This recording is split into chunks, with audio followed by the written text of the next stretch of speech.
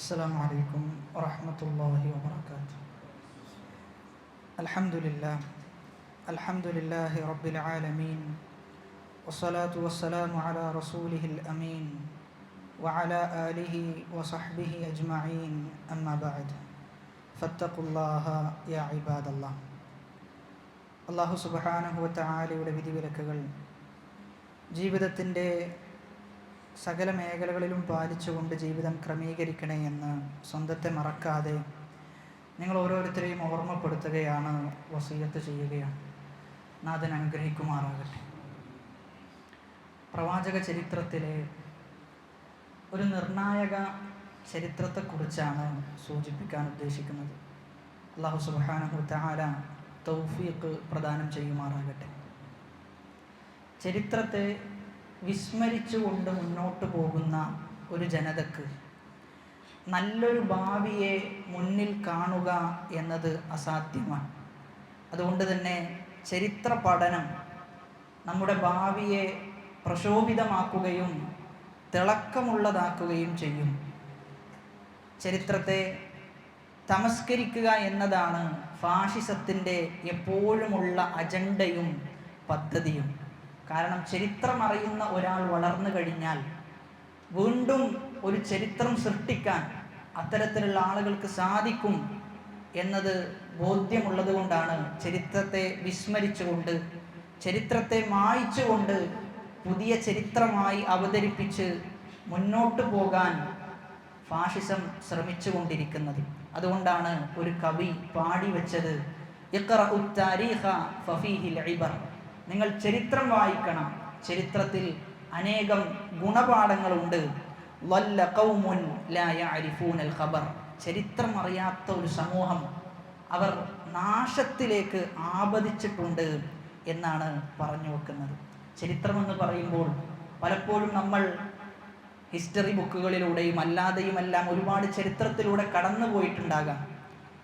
എന്നാൽ ഇസ്ലാമിക ചരിത്രം എന്നത് തുല്യതകളില്ലാത്ത, സമാനതകളില്ലാത്ത അനേകം പാഠങ്ങൾ അത്തരം ചരിത്രങ്ങളിൽ നിന്ന് നമുക്ക് ഉൾക്കൊള്ളാൻ സാധിക്കും. കുഴപ്പങ്ങളും പ്രശ്നങ്ങളും പ്രതിസന്ധികളും നിറഞ്ഞു നിൽക്കുന്ന ഈ ഒരു സാഹചര്യത്തിൽ എന്ത് നിലപാടാണ് ഒരു മുസ്ലിം കൈക്കൊള്ളേണ്ടത് എന്ന് പ്രവാചകന്റെ ജീവചരിത്രം നമുക്ക് മറുപടി നൽകും.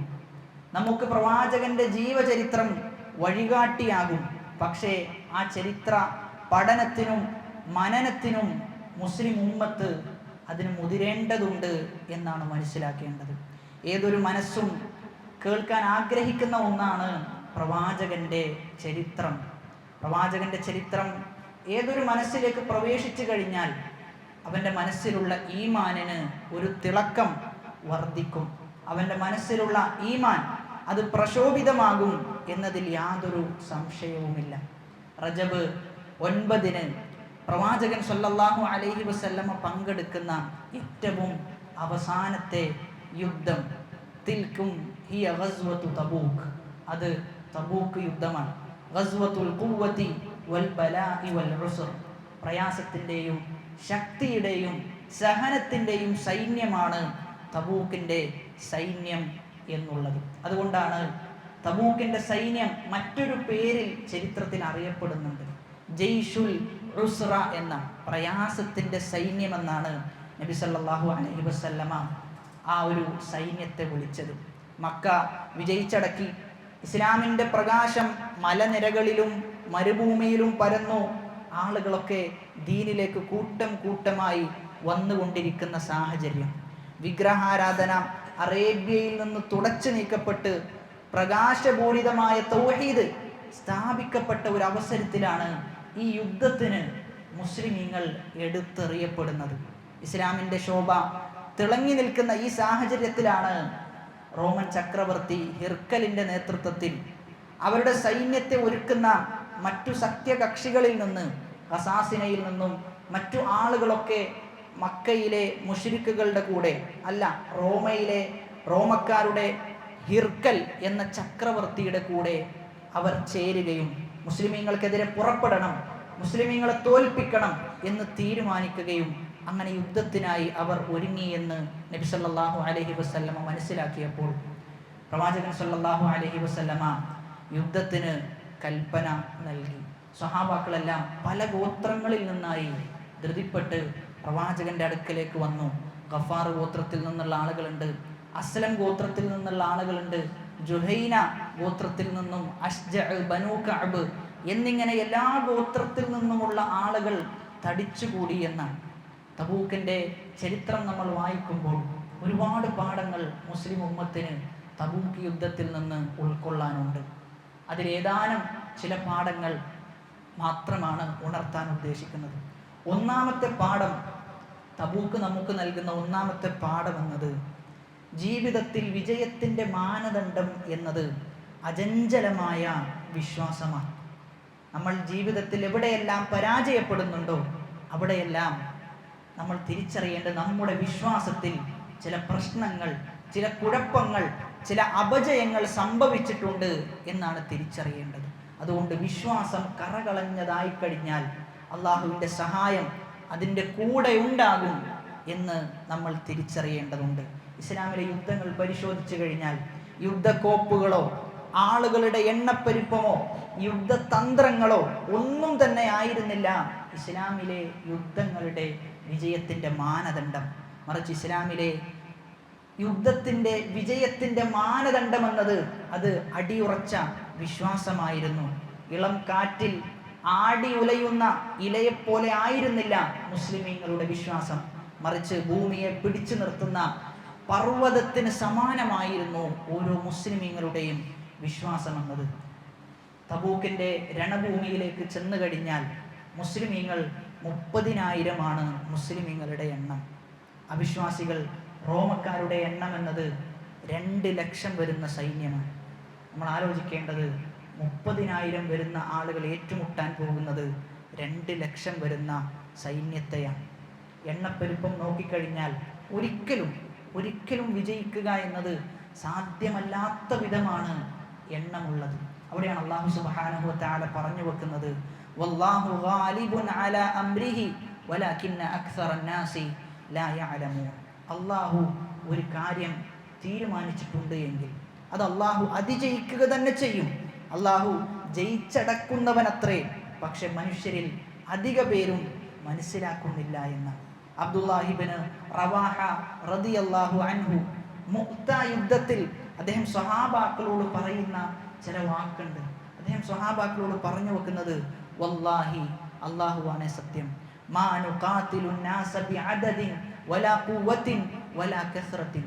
മുസ്ലിമീങ്ങൾ യുദ്ധം ചെയ്യുന്നത് മുസ്ലിമീങ്ങളുടെ എണ്ണപ്പെരുപ്പം കൊണ്ടല്ല, മുസ്ലിമീങ്ങളുടെ ശക്തി കൊണ്ടല്ല, മുസ്ലിമീങ്ങളുടെ ആധിക്യം കൊണ്ടല്ല. വമാ നുഖാതിലുഹും ഇല്ലാ ബിഹാദദ്ദീനില്ലദീ അക്രമനല്ലാഹു ബിഹി. അല്ലാഹു നമുക്ക് തന്ന ഈ ദീൻ ഉണ്ടല്ലോ, ആ ദീനിൽ നിലനിന്നുകൊണ്ടാണ് മുസ്ലിമീങ്ങൾ യുദ്ധം ചെയ്യുന്നത്. എന്നിട്ട് അദ്ദേഹം പറയാൻ, അബ്ദുല്ലാഹിബ്നു റവാഹ റളിയല്ലാഹു അൻഹു പറയാണ്, ഫന്തലഖൂ, നിങ്ങൾ യുദ്ധത്തിന് പുറപ്പെട്ടു കൊള്ളുക. ഫഇന്നമാ ഹിയ ഇഹ്ദൽ ഹുസ്നയൈൻ, രണ്ടാലൊരു കാര്യം ആ യുദ്ധത്തിൽ നടക്കുക തന്നെ ചെയ്യും. ഇമ്മാ ളുഹൂറുൻ ഐ ഇന്തിസാറുൻ വ ഇമ്മാ ഷഹാദ. ഒന്നുകിൽ നമ്മൾ വിജയിച്ചടക്കും, അതല്ല എങ്കിൽ നമുക്ക് രക്തസാക്ഷിത്വം ലഭിക്കും. ഈ രണ്ടാലൊന്നല്ലാത്ത മറ്റൊരു ഓപ്ഷനും നമുക്കില്ല എന്നാണ് പറഞ്ഞു വെക്കുന്നത്. നമ്മളൊന്ന് ആലോചിച്ച് നോക്കേണ്ടത്, ഈ സമകാലീന സാഹചര്യത്തിൽ മുസ്ലിമീങ്ങൾ സമൂഹത്തിനിടയിൽ വളരെ നിന്ദ്യമായ സ്ഥാനമാണ് മുസ്ലിമീങ്ങൾക്ക് ലഭിച്ചുകൊണ്ടിരിക്കുന്നത്. എന്തുകൊണ്ടെന്ന് നമ്മൾ അന്വേഷിച്ചു കഴിഞ്ഞാൽ പലപ്പോഴും മുസ്ലിമീങ്ങളുടെ വിശ്വാസങ്ങളിൽ അല്ലാഹുവല്ലാത്ത ഇതര സൃഷ്ടികൾ കടന്നുകൂടിയിട്ടുണ്ട് എന്നതാണ് യാഥാർത്ഥ്യം. അതുകൊണ്ട് നമുക്ക് പ്രതാപം ലഭിക്കണോ, അല്ലാഹുവിൽ മാത്രം നമ്മുടെ അവലംബം ഉണ്ടാകണം.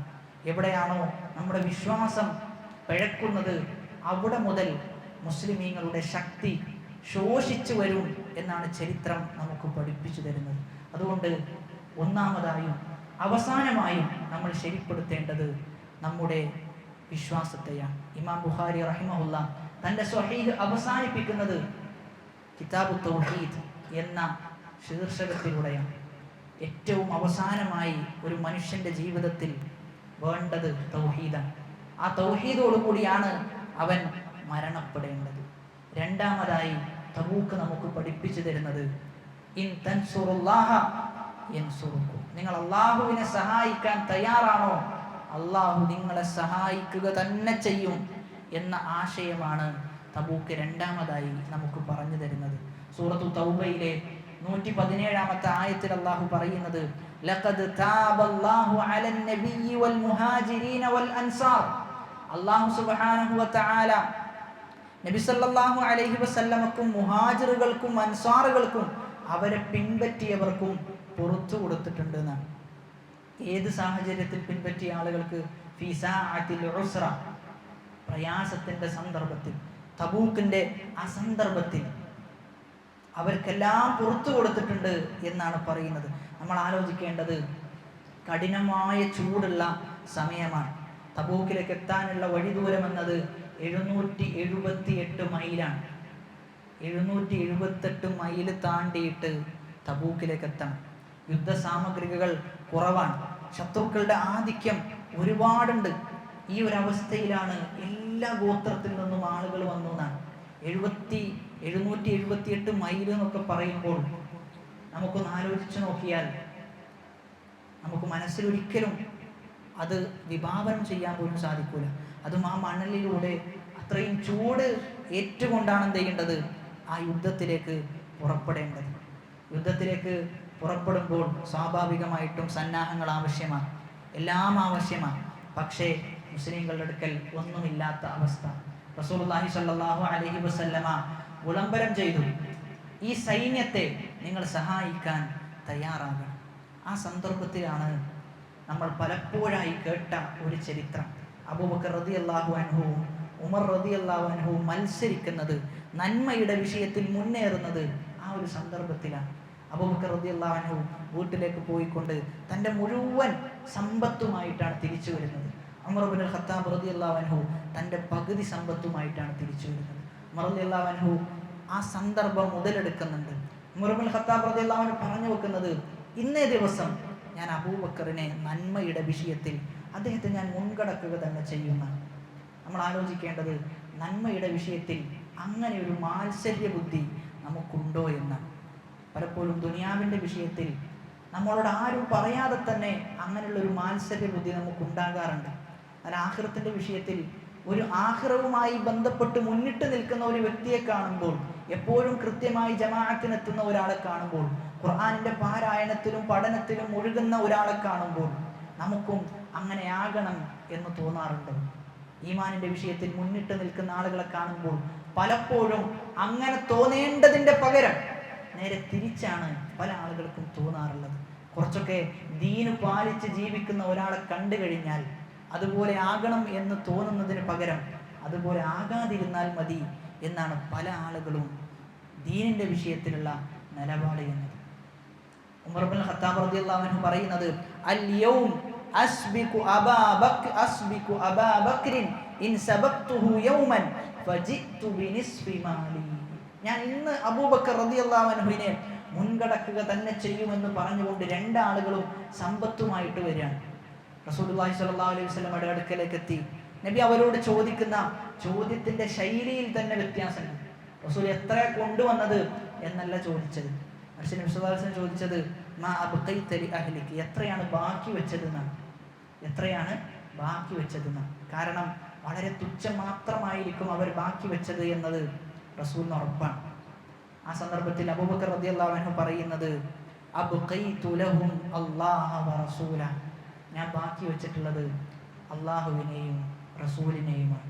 ഉമർ ഇബ്നുൽ ഖത്താബ് റളിയല്ലാഹു അൻഹു പറയുന്നത്, പകുതി സമ്പത്താണ് ഞാൻ കൊണ്ടുവന്നിട്ടുള്ളത് എന്ന്. നമ്മളൊന്ന് ആലോചിച്ച് നോക്കേണ്ടത്, ഇസ്ലാമിന് പ്രയാസമുണ്ടായി എന്നറിയുമ്പോൾ എല്ലാ സ്വത്തും എടുത്ത് ഇസ്ലാമിന് നൽകാൻ മാത്രം അബൂബക്കർ റളിയല്ലാഹു അൻഹു തുനിഞ്ഞിട്ടുണ്ട് എങ്കിൽ എത്രത്തോളം പ്രാധാന്യമായിരുന്നു ദീനിന് അവരുടെ മനസ്സിലുണ്ടായിരുന്ന സ്ഥാനം എന്ന് നമുക്ക് ബോധ്യപ്പെടും. പകുതി സമ്പത്ത്, ജീവിതത്തിൽ ഉണ്ടാക്കിയെടുത്ത പകുതിയോളം വരുന്ന സമ്പത്തുമായിട്ട് ഇസ്ലാം വിജയിക്കണം, ഇസ്ലാം മുന്നിൽ നിൽക്കണം, എല്ലാത്തിനെയും ഇസ്ലാം അതിജയിക്കണം എന്ന ലക്ഷ്യത്തോടു കൂടി സമ്പാദിച്ച പകുതി സ്വത്തുമായി വരുമ്പോൾ അവരുടെ ഈമാൻ നമ്മളൊന്ന് ആലോചിക്കേണ്ടതുണ്ട്. ആ ഈമാനിലേക്ക് എത്തിപ്പെടാൻ വല്ലാത്ത പരിശ്രമം നമ്മുടെ അടുക്കലിൽ നിന്ന് ഉണ്ടാകേണ്ടതുണ്ട് എന്നാണ് ഈ സംഭവങ്ങൾ നമുക്ക് അറിയിച്ചു തരുന്നത്. അതിനുശേഷം ഉസ്മാൻ ഇബ്നു അഫ്ഫാൻ റളിയല്ലാഹു അൻഹു വരികയാണ്. റസൂലുള്ളാഹി സ്വല്ലല്ലാഹു അലൈഹി വസല്ലമ ഒരു പ്രഖ്യാപനം നടത്തുന്നുണ്ട്. തബൂക്കിന്റെ സന്ദർഭത്തിൽ നടത്തുന്ന പ്രഖ്യാപനമാണ്, മൻ ജഹസ ജയ്ശൽ ഉസ്റതി ഫലഹുൽ ജന്ന.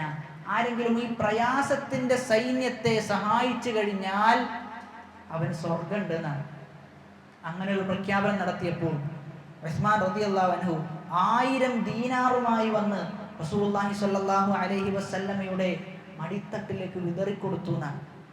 റസൂല് അതിലിങ്ങനെ കളിക്കാൻ മാത്രമുള്ള ദീനാറുകൾ നബി സല്ലല്ലാഹു അലൈഹി വസല്ലമയുടെ അടുക്കൽ ഉണ്ടായിരുന്നു എന്നാണ്. 1000 ദീനാർ തീർന്നില്ല. വീണ്ടും ഉസ്മാൻ റളിയല്ലാഹു അൻഹു വരുന്നത് 300ഓളം ഒട്ടകങ്ങളുമായിട്ടാണ്.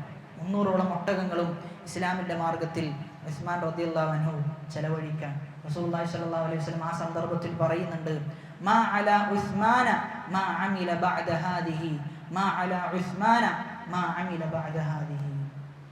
ഉസ്മാൻ റളിയല്ലാഹു അൻഹു വല്ലാത്ത നേട്ടമാണ് കൊയ്തു പോയത്. ഇനി എന്ത് തന്നെ ഉസ്മാൻ റളിയല്ലാഹു അൻഹു ചെയ്തു വെച്ചാലും അള്ളാഹു അദ്ദേഹത്തിനൊക്കെ പുറത്തു കൊടുത്തിട്ടുണ്ട് എന്നാണ് പറയുന്നത്. 300 ഒട്ടകങ്ങൾ, 1000 ദീനാറുകളാണ് ഇസ്ലാമിൻ്റെ സൈന്യത്തിൻ്റെ രക്ഷയ്ക്ക് വേണ്ടിയിട്ട്, സഹായത്തിന് വേണ്ടിയിട്ട് അദ്ദേഹം ദാനമായി, ധർമ്മമായി നൽകിയത് എന്നാണ്. അബ്ദുറഹ്മാൻ ഇബ്നു ഔഫ് റളിയല്ലാഹു അൻഹു 8000 ദിർഹമുകൾ ആ യുദ്ധത്തിന് വേണ്ടി ചെലവഴിക്കുന്നുണ്ട്. അങ്ങനെ എല്ലാ സ്വഹാബാക്കളും അവർക്ക് എങ്ങനെയാണോ ആ ഇസ്ലാമിൻ്റെ സൈന്യത്തെ രക്ഷിക്കാൻ സാധിക്കുക, റോമക്കാരുടെ മുന്നിൽ എങ്ങനെയൊക്കെ ഇസ്ലാം വിജയിക്കണമെന്ന് അവരുടെ മനസ്സിലുണ്ടായിരുന്നോ അതിനുവേണ്ടി എല്ലാ പണിയും എടുത്തു എന്നാണ്. ഒന്നുമില്ലാത്ത ഒരു സ്വഹാബി ആ കൂട്ടത്തിലുണ്ടായിരുന്നു. പാവം ആ സ്വഹാബിയുടെ അടുക്കൽ ഒന്നുമില്ല. അബൂ ഹൈസമ എന്നാണ് ആ സ്വഹാബിയുടെ പേര്. ആ സ്വഹാബി കൊണ്ടുവരുന്നത് ഈത്തപ്പഴം വന്നിട്ട് റസൂലുള്ളാഹി സ്വല്ലല്ലാഹു അലൈഹി വസല്ലമയുടെ കരങ്ങളിൽ ഏൽപ്പിച്ചു. ആ സമയത്ത് തൊട്ടടുത്തുള്ള മുനാഫിക്കീങ്ങൾ നബി സല്ലല്ലാഹു അലൈഹി വസല്ലമയെ, നബിയുടെ ആ സ്വഹാബിയെ കളിയാക്കിക്കൊണ്ട് പറയുന്നുണ്ട്, ഇന്നല്ലാഹ ലഗനിയുൻ അൻ സദഖതി ഹാദാ. ഈ സദഖയെ തൊട്ട് അള്ളാഹു എത്രയോ ഉന്നതനാണ്, അള്ളാഹുവിന് നിന്റെ ഈ ചെറിയ സദഖയൊന്നും ആവശ്യമില്ല എന്ന് പറഞ്ഞ് അബൂ ഹൈസമയെ കളിയാക്കിയപ്പോൾ ആ സന്ദർഭത്തിലാണ് ആയത്തിറങ്ങുന്നത്, യൗമ തജിദു കുല്ലു നഫ്സിൻ മാ അമിലത് മിൻ ഖൈരിൻ മുഹ്ളറ. എന്തൊരു നന്മയാണോ ചെയ്യുന്നത് അത് അള്ളാഹുവിൻ്റെ അടുക്കൽ കാണുക തന്നെ ചെയ്യും, അത് എത്ര ചെറുതാണ് എങ്കിലും. വമാ അമിലത് മിൻ സൂഇൻ, എന്തൊരു തിന്മയാണോ ചെയ്യുന്നത് അതും അള്ളാഹുവിൻ്റെ അടുക്കൽ കാണുക തന്നെ ചെയ്യും എന്നാണ് പറഞ്ഞു വെക്കുന്നത്. സൈന്യത്തെ തയ്യാറാക്കാനുള്ള ചിലവില്ലാതെ വന്നപ്പോൾ പ്രവാചകൻ ആവശ്യപ്പെടുകയും പ്രവാചകന്റെ ആവശ്യപ്പെടൽ സ്വീകരിച്ചുകൊണ്ട് എല്ലാ സ്വഹാബാക്കളും അതിൽ ഭാഗവാക്കായി എന്ന് പറയുമ്പോൾ നമ്മൾ ആലോചിക്കേണ്ടത്, ഇസ്ലാം ദീൻ, ആ ദീന് നിലനിർത്താൻ വേണ്ടി നമ്മൾ എന്ത് നൽകി എന്നുള്ളൊരു ചോദ്യം അവിടെ പ്രസക്തമാണ്. നമ്മുടെ സമയം, നമ്മുടെ സമ്പത്ത്, നമ്മുടെ ആരോഗ്യം, നമ്മുടെ ഉറക്കം, എന്താണ് ഇസ്ലാമിൻ്റെ പേരിൽ നമുക്ക് നൽകാൻ സാധിച്ചത് എന്ന് നമ്മൾ ഓരോരുത്തരും ആലോചിക്കേണ്ടതുണ്ട്.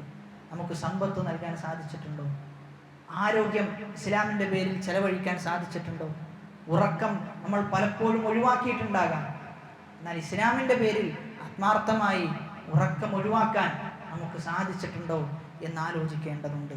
അതുകൊണ്ട് അങ്ങനെയുള്ള ദീനിനു വേണ്ടി എന്താണോ നമ്മൾ ബാക്കി വെക്കുന്നത് അത് മാത്രമായിരിക്കും നമ്മുടെ സൽക്കർമ്മത്തിൻ്റെ രേഖയിൽ ഉണ്ടാവുക. അതുകൊണ്ട് എപ്പോഴും നമ്മെ അലട്ടേണ്ട ഒരു വിഷയമാണ് എന്താണ് നമ്മൾ ദീനിനു വേണ്ടി ബാക്കി വെച്ചത് എന്നുള്ളത്. സൂറത്ത് മുഹമ്മദിലെ 7-ാമത്തെ ആയത്തിൽ അല്ലാഹു സുബ്ഹാനഹു വ തആല പറയുന്നത്, യാ അയ്യുഹല്ലദീന ആമനു ഇൻ തൻസുറുല്ലാഹ യൻസുറുകും വയുസബ്ബിത് അഖ്ദാമകും.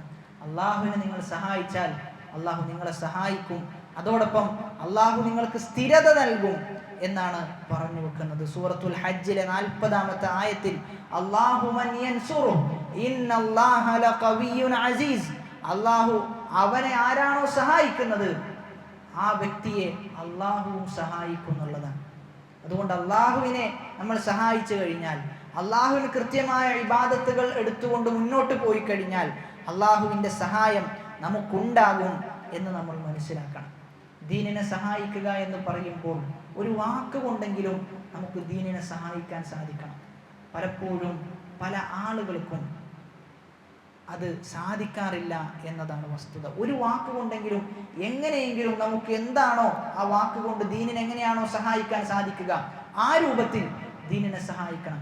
ദീനിനെതിരെ ആരോപണങ്ങൾ വരുമ്പോൾ, നബി സല്ലല്ലാഹു അലൈഹി വസല്ലമയെ മോശമായി ചിത്രീകരിക്കുമ്പോൾ, നബിയെ ബൽസിക്കുമ്പോൾ, നബിയെ ചീത്ത പറയുമ്പോൾ, നബിയുടെ ചരിത്രത്തിൽ ഇല്ലാത്തത് കെട്ടിച്ചമച്ച് ആ ചരിത്രത്തിലേക്ക് ചേർക്കപ്പെടുമ്പോൾ ആത്മാർത്ഥമായി അതിനെതിരെ ഒരു വാക്കെങ്കിലും ഉരുവിടാൻ നമുക്ക് സാധിക്കേണ്ടതുണ്ട്.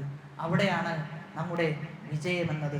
റസൂലുള്ളാഹി സ്വല്ലല്ലാഹു അലൈഹി വസല്ലമ പറയുന്നത്, ഫത്തഖുന്നാർ, നിങ്ങൾ നരകത്തെ സൂക്ഷിക്കണം, വലൗ ബിശിഖ്തി തംറ, ഒരു ഈത്തപ്പഴത്തിന്റെ ചെറിയ ഭാഗം കൊണ്ടെങ്കിലും നിങ്ങൾ നരകത്തെ സൂക്ഷിക്കണം. ഇനി നിങ്ങൾക്ക് അതിന് സാധിക്കുന്നില്ല എങ്കിൽ ഫബികലിമത്തിൻ ത്വയ്യിബ, നല്ല സംസാരം കൊണ്ട് ദീനിനെ സഹായിക്കണം, നല്ല സംസാരം കൊണ്ട് ദീനിന് നമ്മൾ രക്ഷ നൽകണം എന്നാണ് പറഞ്ഞു വെക്കുന്നത്.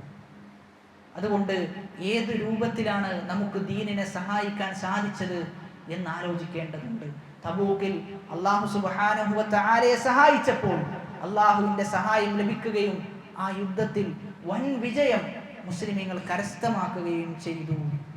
മൂന്നാമതായി നമുക്ക് തബൂക്ക് നൽകുന്ന പാഠമെന്നത് നന്മകളോടുള്ള സ്വഹാബാക്കളുടെ അതീവ താല്പര്യമാണ്. സ്വഹാബാക്കൾക്ക് നന്മയോട് അങ്ങേയറ്റത്തെ താല്പര്യമായിരുന്നു ഉണ്ടായിരുന്നത് എന്ന് കാണാൻ സാധിക്കും. നമ്മൾ മനസ്സിലാക്കേണ്ടത്, നമുക്ക് അല്ലാഹു സുബ്ഹാനഹു വ തആല ഒരുപാട് ഇളവുകൾ നൽകിയിട്ടുണ്ട്. നിന്ന് നമസ്കരിക്കാൻ സാധിക്കാത്ത ഒരാളെ സംബന്ധിച്ചിടത്തോളം ഇരുന്ന് നിസ്കരിക്കാം. ഇരുന്നിട്ടും സാധിക്കുന്നില്ലെങ്കിൽ പിന്നെയും ഇളവുകളുണ്ട്.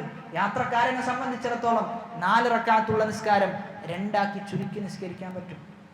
തബൂക്കിൽ ചില ആളുകളോട് നബി സല്ലല്ലാഹു അലൈഹി വസല്ലമ പറഞ്ഞു, നിങ്ങൾ വരേണ്ടതില്ല, നിങ്ങൾ യുദ്ധത്തിന് വരേണ്ടതില്ല, യുദ്ധത്തിന് പുറപ്പെടാനുള്ള ഒട്ടകങ്ങൾ ഞങ്ങളുടെ അടുക്കലില്ല, നിങ്ങളെ കൊണ്ടുപോകാൻ മാത്രം ഒന്നും തന്നെ ഇല്ല, അതുകൊണ്ട് യുദ്ധത്തിന് വരേണ്ടതില്ല എന്ന് പറഞ്ഞു. ലാ അജിദു മാ അഹ്മിലുകും അലൈഹി, നിങ്ങൾ വഹിക്കാനുള്ളതൊന്നുമില്ല, അതുകൊണ്ട് നിങ്ങൾ തിരിച്ചു പോയി കൊള്ളുക. അല്ലാഹു സുബ്ഹാനഹു വ തആല അവർക്ക് ഉദ്ർ നൽകി. യുദ്ധത്തിൽ പങ്കെടുത്തിട്ടില്ലെങ്കിലും കുഴപ്പമില്ല എന്ന് പറയുന്നുണ്ട്. സൂറത്തു തൗബയിലെ 92-ാമത്തെ ആയത്തിലാണ് പറയുന്നത്. ആ സന്ദർഭത്തിൽ ആ സ്വഹാബാക്കൾ കരയുകയാണ്. ആ സ്വഹാബാക്കൾക്ക് ഒഴിവ് കഴിവുണ്ട്, പങ്കെടുക്കേണ്ട ആവശ്യമില്ല, എന്നിട്ടും ആ സ്വഹാബാക്കൾ കരഞ്ഞു എന്നാണ്. കാരണം ഒരുപാട് ആളുകൾക്ക് നന്മക്ക് അവസരം ലഭിച്ചപ്പോൾ നമുക്കത് ലഭിച്ചില്ലല്ലോ എന്നാണ് അവർ ആലോചിച്ചത്. അങ്ങനെ അവർ കരഞ്ഞുകൊണ്ട് പോകുന്നത് മറ്റൊരു വ്യക്തി കാണുകയും അദ്ദേഹം ചോദിക്കുന്നുണ്ട്, മാ യുബ്കീകുമാ, നിങ്ങളെ കരയിപ്പിക്കുന്നത് എന്താണ്, എന്തിനാണ് നിങ്ങൾ കരയുന്നത് എന്ന് ചോദിച്ചപ്പോൾ അവർ പറയുകയുണ്ടായി, ഇന്നതാണ് സംഭവം, തബൂക്കിലേക്ക് പോകണമെന്നുണ്ട്, പക്ഷെ പോകാനുള്ള യാത്രക്കുള്ള വാഹനം നമ്മുടെ അടുക്കലില്ല. ആ സന്ദർഭത്തിൽ അവർ 2 പേർക്കുമുള്ള വാഹനം ഇവർ തയ്യാറാക്കി കൊടുത്തു. അങ്ങനെ അവർ യുദ്ധത്തിന് പുറപ്പെടുന്ന അവസ്ഥയുണ്ടായി. ഉഹദിന്റെ രണഭൂമിയിൽ ഉഹദിലേക്ക് റസൂലുള്ളാഹി സ്വല്ലല്ലാഹു അലൈഹി വസല്ലമയുടെ അടുക്കലേക്ക് അംർ ഇബ്നുൽ ജമൂഹ് എന്ന് പറയുന്ന ഒരു സ്വഹാബി വര്യൻ നബിയുടെ അടുക്കലേക്ക് വരുന്നുണ്ട്. ആ സ്വഹാബി ഒരു മുടന്തനാണ്. സ്വഹാബിക്ക് കൃത്യമായി നടക്കാൻ സാധിക്കുകയില്ല. സ്വഹാബിക്ക് ശക്തമായ 4 മക്കളുണ്ട്. ആ 4 മക്കളും പറഞ്ഞു, യുദ്ധത്തിന് പുറപ്പെടാൻ പറ്റൂല ഉപ്പ, ഉപ്പാക്ക് ഒഴിവ് കഴിവുണ്ട്, ഉപ്പാക്ക് നടക്കാൻ പറ്റണില്ല, യുദ്ധത്തിന് പോകരുതെന്ന് പറഞ്ഞു.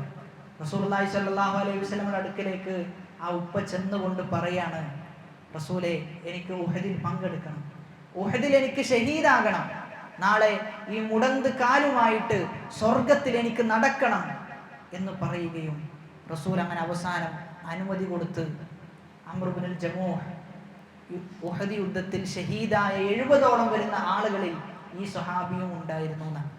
ആ സ്വഹാബിയെ കുറിച്ച് റസൂലുള്ളാഹി സ്വല്ലല്ലാഹു അലൈഹി വസല്ലം ആ സ്വഹാബിയുടെ ശരീരം കണ്ടപ്പോൾ പറഞ്ഞു എന്നാണ്, അംർ ഇബ്നുൽ ജമൂഹ് മുടന്തില്ലാതെ സ്വർഗത്തിൽ നടക്കുന്നത് ഞാൻ കാണുന്നുണ്ട് എന്ന് നബി സല്ലല്ലാഹു അലൈഹി വസല്ലം പറയുന്നുണ്ട്. നമ്മൾ ആലോചിക്കേണ്ടത്, അദ്ദേഹത്തിന് യുദ്ധത്തിൽ പങ്കെടുക്കേണ്ട യാതൊരു ആവശ്യമില്ല, എന്നിട്ടും യുദ്ധത്തിൽ പങ്കെടുത്തു, ഷഹീദായി. എന്തിനാണ് ഇത്രയും ത്യാഗം എന്ന് ചോദിച്ചു കഴിഞ്ഞാൽ അത് സ്വർഗം ലഭിക്കാൻ വേണ്ടിയിട്ടാണ്, നരകത്തിൽ നിന്ന് രക്ഷപ്പെടാൻ വേണ്ടിയിട്ടാണ് ഈ ത്യാഗങ്ങളെല്ലാം അവർ സഹിച്ചത് എന്ന് നമ്മൾ തിരിച്ചറിയണം. തബൂക്കിന്റെ വേളയിൽ ഒരുപാട് സഹനങ്ങൾ, ഒരുപാട് പ്രയാസങ്ങൾ സഹാബാക്കൾ നേരിട്ടിട്ടുണ്ട്. അവിടെ അബൂദർ റളിയല്ലാഹു അൻഹുവിനെ കുറിച്ച് പറയുന്നത്, അദ്ദേഹം സഞ്ചരിച്ചിരുന്ന ഒട്ടകം അത് വളരെ പതുക്കെയാണ് വന്നിരുന്നത് എന്നാണ്. അത് വളരെ പതുക്കെ വരികയാണ്. സഹാബാക്കൾ പറയാണ്, യാ റസൂലല്ലാഹ് തഖല്ലഫ അബൂദർ വഅബ്തഅ ബിഹി ബഈറുഹു. ഓ അല്ലാഹുവിന്റെ പ്രവാചകരെ, അബൂദർ റളിയല്ലാഹു അൻഹുവിന്റെ ഒട്ടകം അത് അദ്ദേഹത്തെ വൈകിപ്പിച്ചിട്ടുണ്ട്, അദ്ദേഹത്തെ പിന്നിലാക്കിയിട്ടുണ്ട് എന്ന് പറഞ്ഞപ്പോൾ ആ സമയത്ത് നബി സല്ലല്ലാഹു അലൈഹി വസല്ലം പറയുന്നത്, അല്ലാഹു ഖൈറാണ് ഉദ്ദേശിക്കുന്നത് എങ്കിൽ നമ്മിലേക്ക് അബൂദർ എത്തിപ്പെടും. അങ്ങനെ ആ ഒട്ടകം അത് വളരെ പതുക്കെയാണ് സഞ്ചരിച്ചു കൊണ്ടിരിക്കുന്നത്. അബൂദർ റളിയല്ലാഹു അൻഹു ആ ഒട്ടകത്തിന്റെ മുകളിൽ വെച്ച ഭാണ്ഡവും ചുമന്ന് യുദ്ധത്തിലേക്ക് നടന്നു നീങ്ങിയതാണ്. ഫലമ്മാ അബ്തഅ അലൈഹി അഖദ മതാഅഹു ഫജഅലഹു അലാ ളഹ്രിഹി ഫഖറജ യത്ബഉ റസൂലുള്ളാഹി സ്വല്ലല്ലാഹു അലൈഹി വസല്ലമ മാഷിയൻ. നടന്നുകൊണ്ട് ആ വലിയ ഭാണ്ഡവും പേറിക്കൊണ്ട് എന്ത് ചെയ്തു? യുദ്ധത്തിലേക്ക് പുറപ്പെട്ടു. നബി സല്ലല്ലാഹു അലൈഹി വസല്ലമ ദൂരെ നിന്ന് അദ്ദേഹം വരുന്നത് കാണാം. ആ സമയത്ത് മറ്റുള്ള സ്വഹാബാക്കളോട് പറയുന്നുണ്ട്, കുൻ അബാ ദർറിൻ, നിങ്ങൾ അബൂദർ റളിയല്ലാഹു അൻഹുവിനെ പോലെ നിങ്ങൾ ആയിത്തീരണം എന്നാണ് പറയുന്നത്. ഇതാണ് സഹാബാക്കൾ തബൂക്കിൽ സഹിച്ച ത്യാഗത്തിന്റെ നേർക്കാഴ്ച എന്നത്. കഠിനമായ ദാഹമാണ് ആ യുദ്ധത്തിൽ ഉണ്ടായിട്ടുള്ളത്. വെള്ളമില്ല.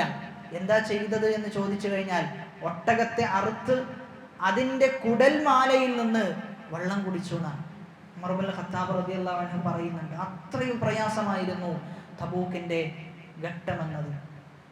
ചില ആളുകൾക്ക് തബൂക്കിൽ പങ്കെടുക്കാൻ സാധിച്ചിട്ടില്ല. ചില ആളുകൾക്ക് ഒഴിവ് കഴിവുണ്ടായിരുന്നു, അവർ പങ്കെടുക്കേണ്ട ആവശ്യമുണ്ടായിട്ടില്ല. എന്നാൽ അവർക്കും പ്രതിഫലമുണ്ട് എന്ന് നബി സല്ലല്ലാഹു അലൈഹി വസല്ലമ പറയുന്നുണ്ട്.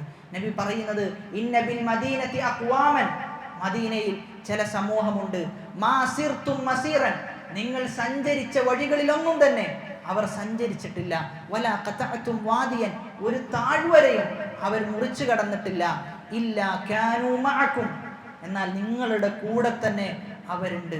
യാ റസൂലല്ലാഹ് വഹും ബിൽ മദീന, അവർ മദീനയിലല്ലേ റസൂലേ, പിന്നെ എങ്ങനെയാണ് നമ്മുടെ കൂടെ അവരുണ്ടാവുക? നബി സല്ലല്ലാഹു അലൈഹി വസല്ലം പറയുന്നത്, വഹും ബിൽ മദീന, അവർ മദീനയിലാണ്, പക്ഷേ ഹബസഹുമുൽ ഉദ്ർ, അവർക്ക് വരാൻ സാധിക്കാത്തത് ചില ഉദ്ർ ഉള്ളത് കൊണ്ടാണ്. നിങ്ങൾക്ക് ലഭിക്കുന്ന പ്രതിഫലം എന്താണോ അതേ പ്രതിഫലം അവർക്കും ലഭിക്കും. നീയത്തിന്റെ പ്രാധാന്യമാണ് തബൂക്ക് നമുക്ക് പഠിപ്പിച്ചു തരുന്ന അഞ്ചാമത്തെ പാഠം എന്നത്. ഇമാം അഹ്മദ് ബിൻ ഹംബൽ റഹിമഹുള്ള പറയുന്നുണ്ട്, യാ ബുനയ്യ ഇൻ ബിൽ ഖൈർ, ഓ പൊന്നുമോനെ, നീ നന്മ മനസ്സിൽ കരുതുന്നതാണ്. അതുകൊണ്ട് എപ്പോഴും നന്മ മനസ്സിൽ കരുതുന്ന ആളുകളായി നമ്മൾ മാറേണ്ടതുണ്ട്. അവസാനത്തെ 10ലേക്ക് എത്തുമ്പോൾ, അവസാനത്തെ 10-ലെത്തി നിൽക്കുമ്പോൾ ഏറ്റവും കൂടുതൽ നന്മകൾ മനസ്സിൽ കരുതാൻ സാധിക്കണം. നല്ല നീയത്തുകൾ മനസ്സിൽ ഉണ്ടാക്കിയെടുക്കണം. നല്ല കർമ്മങ്ങൾ ചെയ്യാനുള്ള ഉത്സാഹം മനസ്സിൽ ഉണ്ടാകേണ്ടതുണ്ട്. അങ്ങനെ നല്ലത് മാത്രം ചിന്തിക്കുകയും നല്ലത് മാത്രം മനസ്സിൽ കരുതുകയും ചെയ്യുന്ന ഒരാളെ സംബന്ധിച്ചിടത്തോളം അല്ലാഹു സുബ്ഹാനഹു വ തആല അവനെ ഖൈറിലായിക്കൊണ്ട് അവനെ അള്ളാഹു കൊണ്ടുപോകും എന്നാണ് നമ്മൾ തിരിച്ചറിയേണ്ടത്. അങ്ങനെ യുദ്ധവും കഴിഞ്ഞ് മുസ്ലിമീങ്ങൾ വളരെ വിജയശ്രീലാളിതരായിട്ടാണ് തിരിച്ചു വരുന്നത് എന്ന് നമുക്ക് സാധിക്കും. 2 ലക്ഷം വരുന്ന സൈന്യത്തെ 30,000-ഓളം വരുന്ന ആളുകൾ അവർ കീഴ്പ്പെടുത്തി എന്നാണ് ചരിത്രം നമുക്ക് പറഞ്ഞു തരുന്നത്. ഏകദേശം 50 ദിവസങ്ങളോളം ആ യുദ്ധം നീണ്ടു നിന്നിരുന്നു എന്നാണ്. ആ യുദ്ധത്തിന്റെ പര്യവസാനം വൽ ആഖിബത്തു ലിൽ മുത്തഖീൻ, ആഖിബത്ത് എന്നത് അത് മുത്തഖീങ്ങൾക്കാണ്. ഏറ്റവും നല്ല പര്യവസാനം ലഭിക്കുക അത് മുത്തഖീങ്ങൾക്കാണ് എന്നാണ് പറഞ്ഞു വെക്കുന്നത്. അതുകൊണ്ട് നമ്മൾ മനസ്സിലാക്കേണ്ടത് ഒരുപാട് പാഠങ്ങൾ തബൂക്കിൽ നിന്ന് നമുക്ക് എണ്ണി എണ്ണി പറയാൻ സാധിക്കും. വളരെ ചുരുങ്ങിയ പാഠങ്ങൾ മാത്രമാണ് സൂചിപ്പിച്ചിട്ടുള്ളത്. ഒന്നാമത്തെ പാഠം എന്നത് നമ്മുടെ വിശ്വാസം ശരിപ്പെടുത്തുക എന്നതാണ്. നമ്മുടെ വിശ്വാസം ശരിയായാൽ നമ്മുടെ വിജയത്തിൻ്റെ മാനദണ്ഡം അത് നമുക്ക് വിജയത്തിനുള്ള കാരണമായി തീരും എന്ന് മനസ്സിലാക്കണം. അതുകൊണ്ട് വിശ്വാസത്തിന് ഏറ്റവും കൂടുതൽ പ്രാധാന്യം കൽപ്പിക്കണം. അതോടൊപ്പം തന്നെ രണ്ടാമത്തെ പാഠം, അള്ളാഹുവിനെ സഹായിച്ചു കഴിഞ്ഞാൽ അള്ളാഹു നമ്മെയും സഹായിക്കും എന്ന ബോധ്യം നമുക്കുണ്ടാകണം. മൂന്നാമത്തേത്, നന്മകളോട് അതീവമായ താല്പര്യം നമുക്കുണ്ടാകണം. നാലാമത്തേത്, സഹാബാക്കളുടെ ആ യുദ്ധത്തിൽ സഹിച്ച ത്യാഗമാണ്. ത്യാഗങ്ങൾ സഹിക്കാൻ നമ്മൾ മുന്നിടേണ്ടതുണ്ട്. ഏറ്റവും അവസാനത്തെ പാഠം എന്നത് നിയ്യത്ത്. അത് ഏറ്റവും പ്രാധാന്യം അർഹിക്കുന്ന വിഷയമാണ്. റസൂലുള്ളാഹി സ്വല്ലല്ലാഹു അലൈഹി വസല്ലം പറയുന്നത് ഇന്നമൽ അഅമാലു ബിന്നിയാത്ത്, അമലുകൾ അത് നിയ്യത്തിന്റെ അടിസ്ഥാനത്തിലാണ്. അതുകൊണ്ട് നിയ്യത്തിന് ഏറ്റവും കൂടുതൽ പ്രാധാന്യമുണ്ട്. വളരെ ചുരുങ്ങിയ രൂപത്തിലാണ് തബൂക്കിന്റെ പാഠങ്ങൾ നമ്മൾ സൂചിപ്പിച്ചിട്ടുള്ളത്. അല്ലാഹു സുബ്ഹാനഹു വ തആല സ്വഹാബാക്കൾ ഏത് ത്യാഗമാണോ ആ തബൂക്കിൽ സഹിച്ചത്, ത്യജിച്ചത്, അതേ രൂപത്തിലുള്ള ത്യാഗം സഹിക്കുവാൻ നമുക്കേവർക്കും തൗഫീഖ് നൽകി അനുഗ്രഹിക്കുമാറാകട്ടെ. അല്ലാഹു സുബ്ഹാനഹു വ തആല അവൻ്റെ സ്വർഗത്തിൽ നമ്മെ എല്ലാവരെയും ഒരുമിച്ച് കൂട്ടുമാറാകട്ടെ. നമ്മിൽ നിന്ന് വന്നുപോയ ചെറുതും വലുതുമായ എല്ലാ പാപങ്ങൾ അല്ലാഹു പുറത്തു മാപ്പാക്കി നൽകുമാറാകട്ടെ. അല്ലാഹുമ്മ ഗ്ഫിർ ലിൽ മുഅ്മിനീന വൽ മുഅ്മിനാത്ത് വൽ മുസ്ലിമീന വൽ മുസ്ലിമാത്ത് അൽ അഹ്യാഇ മിൻഹും വൽ അംവാത്ത് إنك مجيب الدعوات ويا قاضي الحاجات. ربنا آتنا في الدنيا حسنة وفي الآخرة حسنة وقنا عذاب النار. ربنا تقبل منا إنك أنت السميع العليم وتب علينا إنك أنت التواب الرحيم. آمين آمين برحمتك يا أرحم الراحمين. سبحانك اللهم وبحمدك أشهد أن لا إله إلا أنت أستغفرك وأتوب إليك. والسلام عليكم ورحمة الله وبركاته.